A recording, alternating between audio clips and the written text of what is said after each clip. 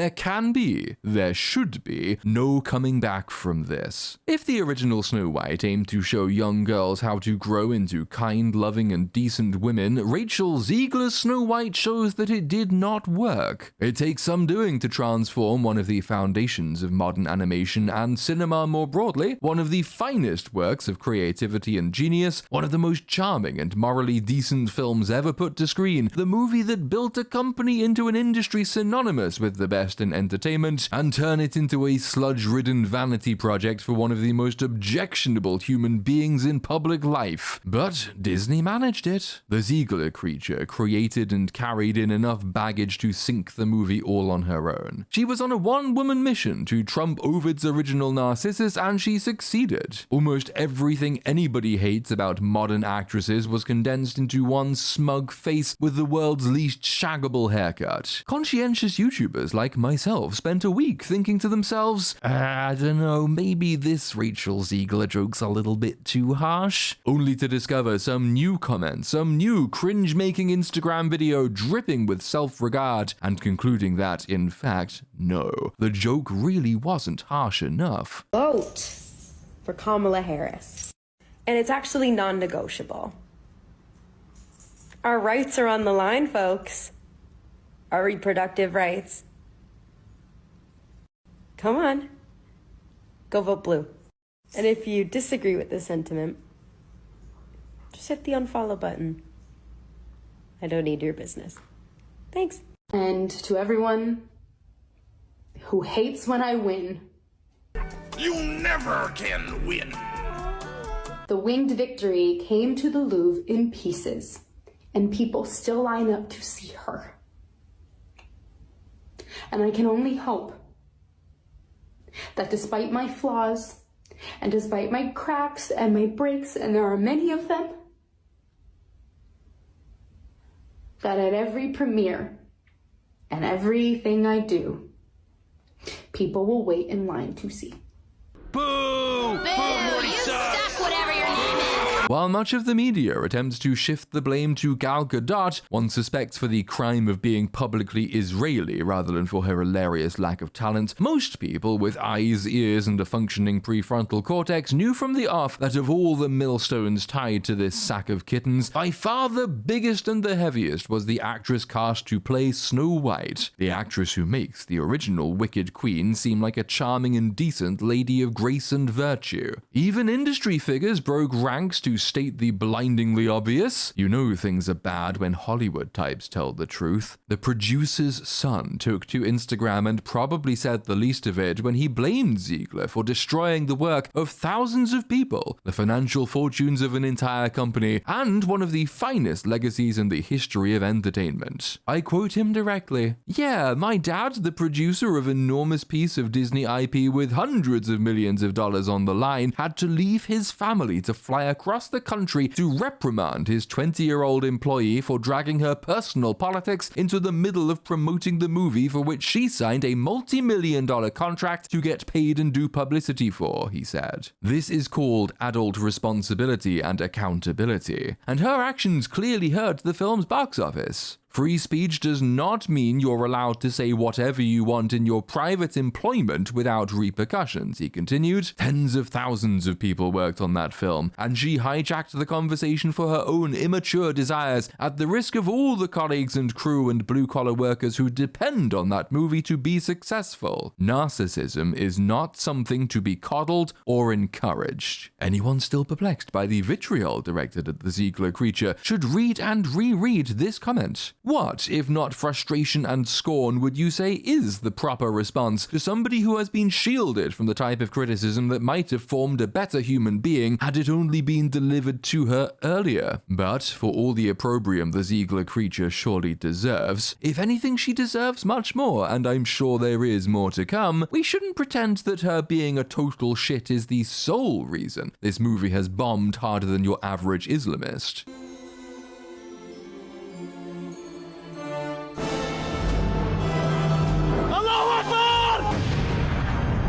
Oh no, No, because the entire thing is a disaster from start to finish. Its plot is several unfinished drafts, its dialogue makes you regret the evolution of speech, its set and character designs either look like vomit or make you want to vomit, and its musical numbers have all the heart and soul of somebody who's been gang-fucked by dementors. Are you a sucker for punishment? Are you a masochist? Do you get off on this kind of thing? Good, because it's time to take a closer look. But first, a quick aside. Magic mirror on the wall. Wait, are you sure that mirror is secure? Does it use an encrypted connection? For all you know, some Russian teenager is using your unsecured magic mirror to tell you lies about how beautiful you are. Always use a VPN when browsing the internet or using networked magical objects. And that's where this video's sponsor comes in. Private internet access protects you from sneaky dwarf hackers and woodland critter scammers, and you can get a huge 83% off and a whole 4 extra months cost-free at my link piavpn.com/lostcode. Private internet access is the world's most transparent VPN provider with over 30 million downloads. Unlike certain other products and services that promise to protect your data while secretly hoarding it all to themselves like some shifty fairy tale dragon or even selling it, private internet access's no logs policy, tried and tested by courts and audits alike, ensures that you and you alone know what dodgy and scandalous things you search for. That's right, I know my audience. Look at you there, searching for Rebel Moon on Netflix. That's embarrassing, you wouldn't want it getting out, and with private internet access, it won't. Speaking of which, private internet access is compatible with all major streaming services, and it lets you choose your region, meaning you can indulge all your guilty pleasures. No matter which part of the world they're being inflicted on, you won't get a restriction notice. Fancy watching Dune Part 1 while waiting for my long-promised review? Is it not available in your region? Well, just switch the region in the VPN and you can watch away. Private internet access is also one of the few VPNs to support peer-to-peer file sharing, so you can share Vorsh's tax folder with all your friends. Private internet access is available across all platforms and you can protect an unlimited number of devices with just one subscription. There's a 30-day money-back guarantee, so signing up is risk-free, and again, you get 4 extra months free, and a whopping 83% off at piavpn.com/lostchord. That's piavpn.com/lostchord. The link is in the description. Now then, back to Snowblight. The movie begins, and little Snow White gets her name from the weather. It was snowing when she was born, you see, making her lucky that she wasn't born in England, else she'd be called something like light drizzle. Her parents, the king and queen, inexplicably rule over a kingdom made lovely by communism. The king and queen taught Snow White that the bounty of the land belonged to all who tended it. They give little Snow White a necklace pendant with all her most admirable qualities listed on it, because this is how character writing works in 2025. But then, oh dear, oh no, her mother, she dies off screen. We are told that this is very sad and her father is heartbroken, but luckily for him, his penis is still in working order. So when Gal Gadot shows up, he promptly remarries. Unfortunately for the world, his brain being located in his scrotum means that when the evil queen tells him there's a war brewing in some southern kingdom, he rides off to fight it, and he never returns. Gal Gadot becomes the bitch queen of Angmar, and she solidifies her rule by, stealing people's apple pies. No, I'm not shitting you. She deprives people of apple pies because... Pies are luxuries. They don't need luxuries. It confuses them. She cuts Snow White's ponytail off and she gives her the Lord Farquaad haircut, correctly discerning that this makes her completely unfuckable. Lord Farquaad is turned into a maid and we are explicitly told that everybody forgot about her, which rule holds for about half of the movie until it becomes completely unworkable, and then everybody remembers her after all. The Prince Charming of old naturally doesn't fit into a world state designed to champion agrarian socialism, so he is replaced with this generically effeminate rogue who bumps into Lord Farquaad while he's stealing potatoes from the palace larder. I assume this means he's Irish? He teaches Lord Farquaad that it is perfectly acceptable to steal from rich people, because the idea that the right thing to do is the right thing to do because it is right in and of itself is just so old-fashioned and, you know... Weird. Super weird. So we didn't do that this time. So, right from the off, Lord Farquaad's mind is opened to socialistic moral relativism. Lest you be a first-time viewer to this channel, I must ask you to take it on faith or go and confirm it by watching all of my other videos. I am genuinely not one of those people who makes a habit of banging on about cultural Marxism and the woke and all that stuff. I don't think I've used the word woke unironically since 2022, mostly because modern expressions of these kinds of ideas are shallow, pop-edgy adolescent fashion rather than serious ideologies. But even if the writers are a bunch of stunted teenagers who couldn't read Das Kapital if their lives depended on it, damn near every character gets a chance to preach derivations of its virtues. Doc of House Dinklage outright plagiarizes your average twat on the Marxism subreddit at one point. They're actually a band of erstwhile actors whose sustenance was made unstable by the Queen's greedy economic policies, which forced them into a liminal space where ethics and motives are ill-defined. Our charmless potato thief gets captured, but Lord Farquaad frees him after singing a song about how stunning and brave she's going to be, but later, the movie reads this as the first step to her awakening, to become the brave and fearless leader she was born to be. And because the magic mirror on the wall finds stunning and brave princesses sexy, as we're all supposed to do, it came down in the directive. It decides she is now more attractive than Gal Gadot. And this is not true. The movie is obliged, presumably by contract, to throw in the odd scene taken directly from the original movie, and it always does this with what I can only describe as sullen resentment. None of these scenes actually fits in the story, and almost no attempt is made to explain their presence or smooth the transitions between them, which is why the mirror deciding that Lord Farquaad is now the fairest of them all, based on absolutely no change in her appearance or even really her character, seems so forced.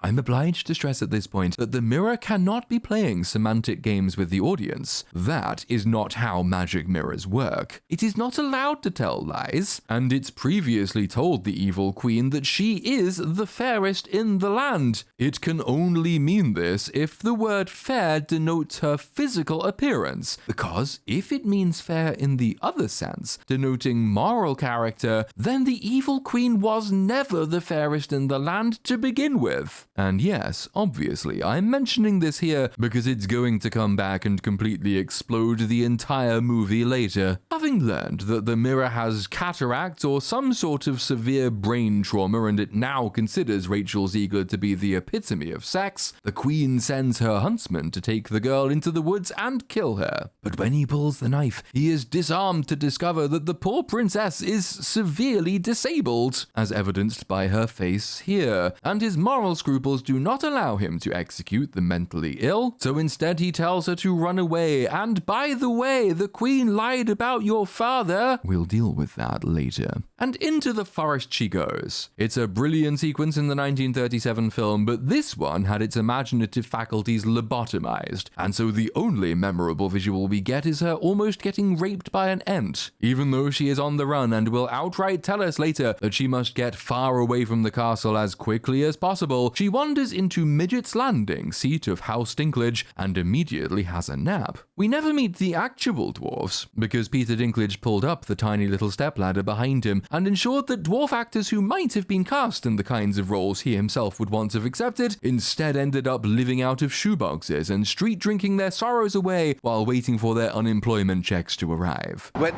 they're doing is pretty much you're replacing jobs that people could have as little people.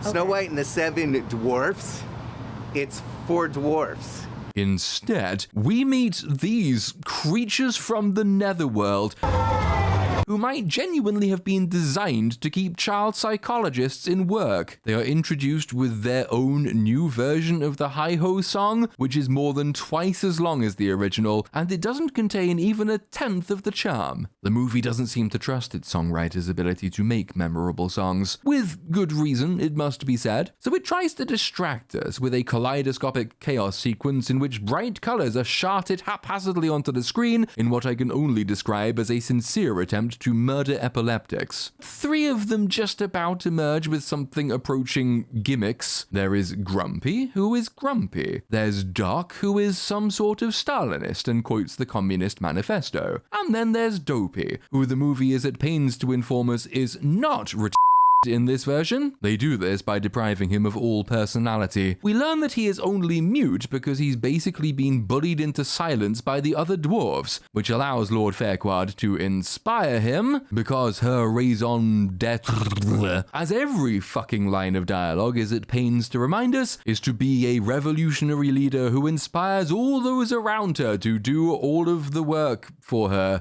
Now you wash the dishes. You tidy up the room. Come on. You clean those cobwebs. And he'll use the broom. Me? You clean the fireplace, and I'll use the broom. And he'll use the broom. Me? And I'll use the broom. Then the movie suddenly decides it's had quite enough of the dwarves. So, in one of the jankiest whiplash transitions I have ever seen put to film, I forgot getting along could be so much fun. I forgot we had an oven in here. When I was a little girl, every day was like this. Every day? Every day. When my father was king, the huntsman said the queen lied about my father. she suddenly remembers that her dad, the king, might still be alive somewhere because the queen, she told a lie about him, and she resolves to go and find him. The queen has the huntsman dragged before her, and this is an excuse for what convention demands I describe as Gal Gadot's song. Really, what it amounts to is Gal Gadot awkwardly strutting around like she is an alien trying to figure out how to be people, while the auto-tune does its best to provide some sort of melody. I could spare you or tear you right down.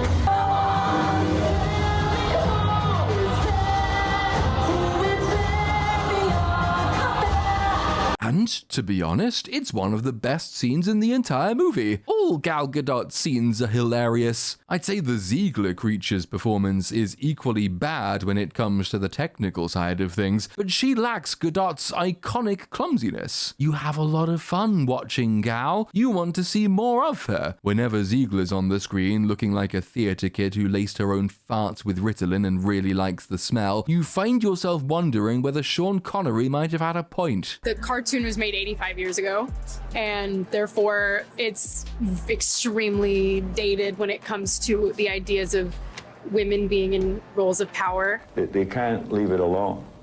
They want to have the last word, and you give them the last word, but they're not happy with the last word. Then I think it's absolutely right. To give her a good slap. Yeah, absolutely. Being deeply resentful of its own existence, the movie gives up completely at this point, and it starts mashing all of its various plot beats onto the screen as quickly as possible. Lord Farquaad walks 3 minutes into the forest, and in that time she encounters the Queen's soldiers and the potato thief and his band of bandits. One of them's an actual dwarf, and I'm quite sure he was added in reshoots because they read the press and they realized they shouldn't have staked so much on the word of Peter's little dinklage. My evidence for this is that he doesn't belong in any of the scenes he's in. He only has about 3 lines in the entire movie, and 2 of them are the same. I am the Rebel Quick, master of the crossbow. I am the Rebel Quick, master of the crossbow. My evidence against this is that the entire movie looks like it was added in reshoots, so it's kind of impossible to tell what actually was. The bandits get attacked by the Queen soldiers and the potato thief gets shot. There's absolutely no reason to give a shit that the potato thief got shot because A, he's not a character, and B, he's fully healed by the dwarves within 2.5 minutes, or just over half a Heigh-Ho. You really have to watch it in context to appreciate how totally and bizarre bizarrely redundant the whole thing is? But that's because it's not really here to stir any emotion in the audience. It's here because 2 minutes later, the movie wants he and Lord Farquaad to be truly, madly, deeply in love. Speaking of things being bizarrely redundant, that is pretty much it for the dwarves. They play no further role in the tale. They never played much of a role in it to begin with. Their last involvement, as is the case with every ancillary character in the movie, is as a means to an end. The midgets briefly bicker with the diversitards for no obvious reason, and this allows Lord Farquaad to give them all a lecture about the importance of working together and being a team. And by teamwork, she means doing exactly what she tells them. It's only now that Lord Farquaad is here that the masses can learn to set aside the folly of individualism and develop class consciousness. This is to show her becoming a leader.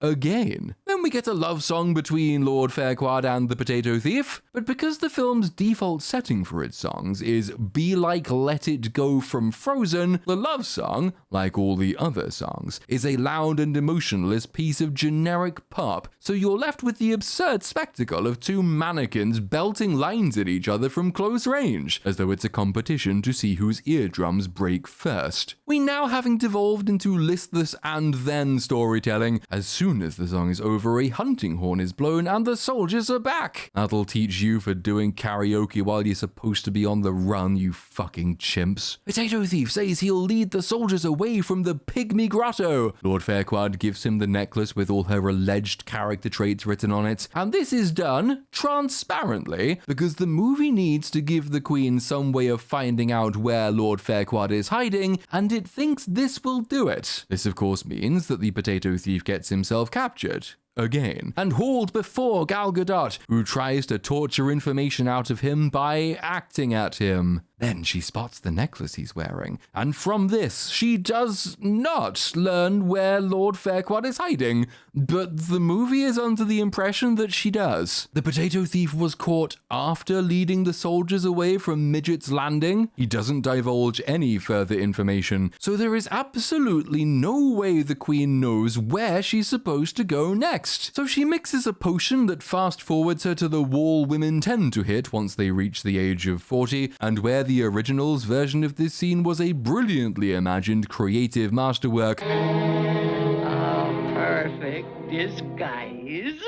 The most horrifying thing about the remake is Gal Gadot's singing. One bite of the red and good night to bed. Take your eyes, you are not right, someone's gonna fall. So old Crone Godot toddles off, and oh great, she knows exactly where she's going. Fucking clown movie. She rocks up at Dinklefell, knocks on the door and says, "Hey, did your mother cut your hair? Because fuck me, are you unshaggable? Oh, and by the way, your boyfriend was captured by the Queen. And despite being captured by the Queen, he gave me a message for you, and he told me to give you this necklace he was wearing." Any child stupid enough to fall for this deserves to be groomed. Naturally, Lord Farquaad falls for it, and she's about to set off urgently on a mission of high urgency to urgently rescue the Potato Thief, who is in urgent need of rescue. But Crone Godot says, "Wait, what if you get hungry on the road? It's important to manage your caloric intake. That's why my ugly face is sponsored by HelloFresh. Here, take this apple that you can receive for like $500 a month or whatever. Also, by the way, I knew your dad and he was really swell." And even though the pitch was you could eat the apple if you get hungry on the road, the script needs Lord Farquaad to eat it instantly, as if it wasn't already enough. So Lord Farquaad takes a bite and, evidently not trusting in Rachel Ziegler's ability to act the part, the script has her say, Something's wrong. Triumphantly, Crone Godot crows, "Lol, I did know your dad, and he was a foolish fool, and I murdered him. Now I am the fairest of them all." I did know your father quite well. She might be talking about sex. I knew he was a fool.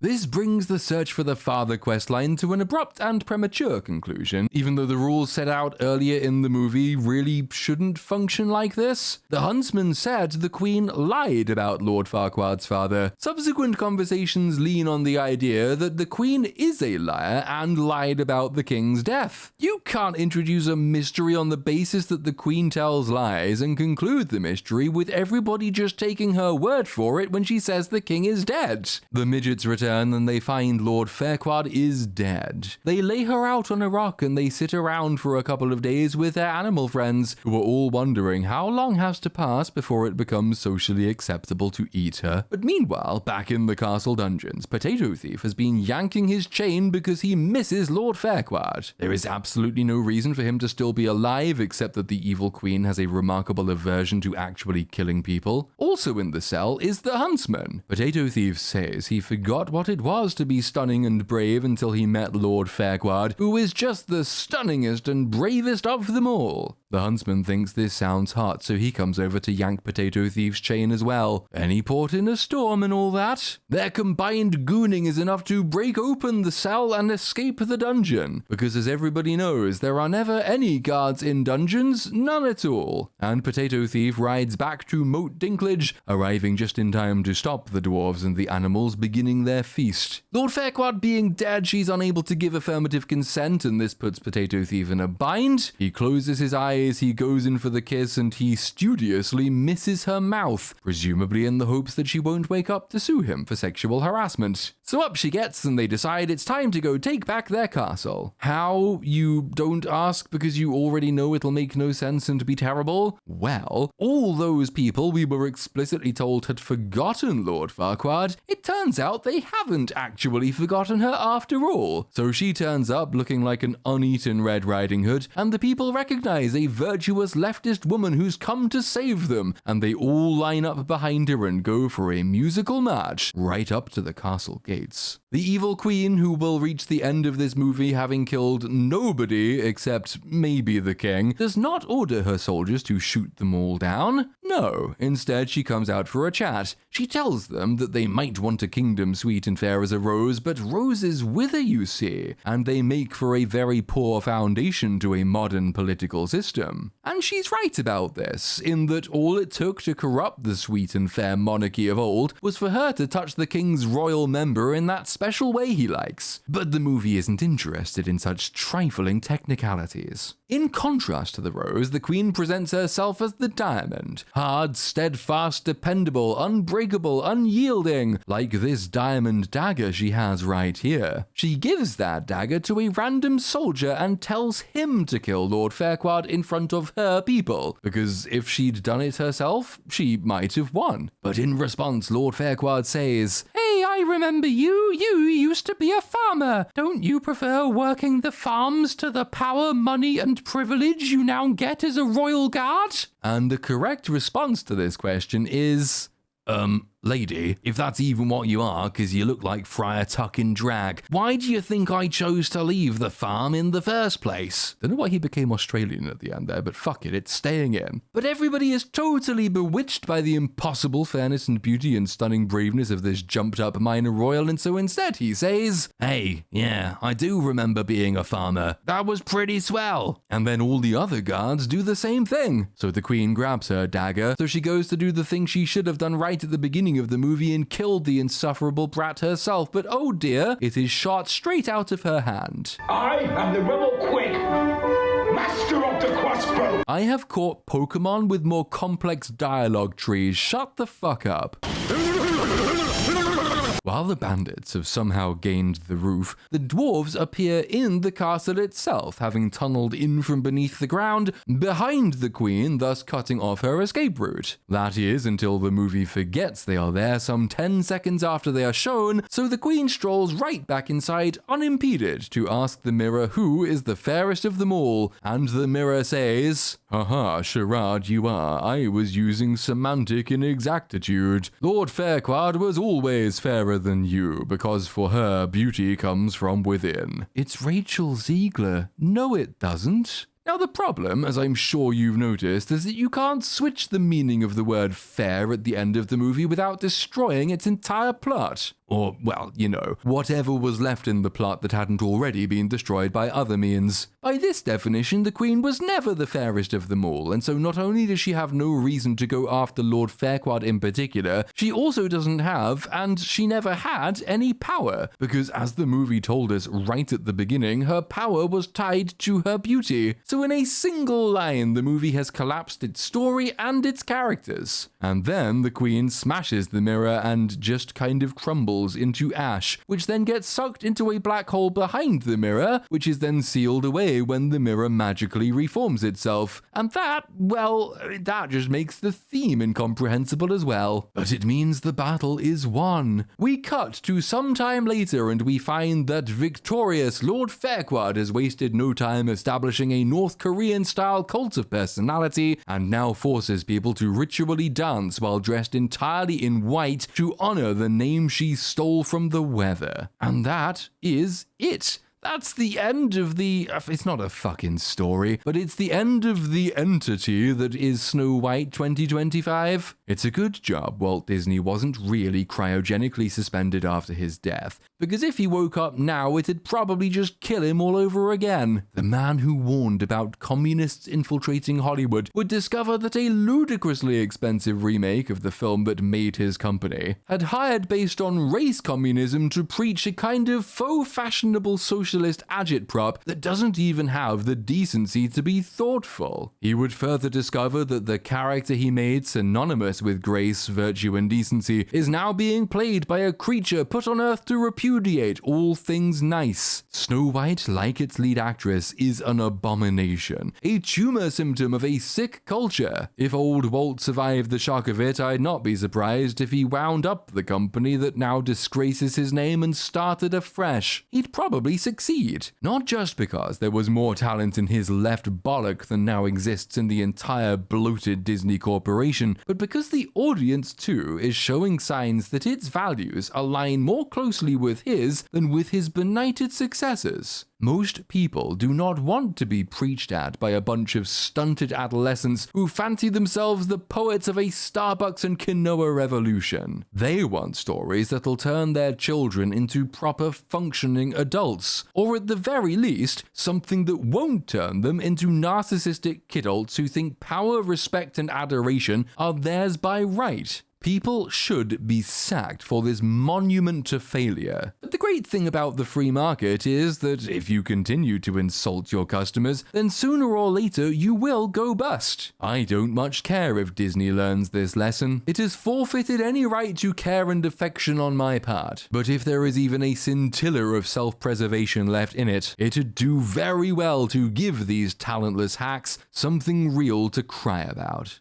As always, there'll be much more on this topic in my main channel video, which should follow in a few days' time. In the interim, I suggest you give the original Snow White another watch. It's a great way to wash away the stench of modernity. Until the next time. Heigh-ho, heigh-ho, if home from work we go.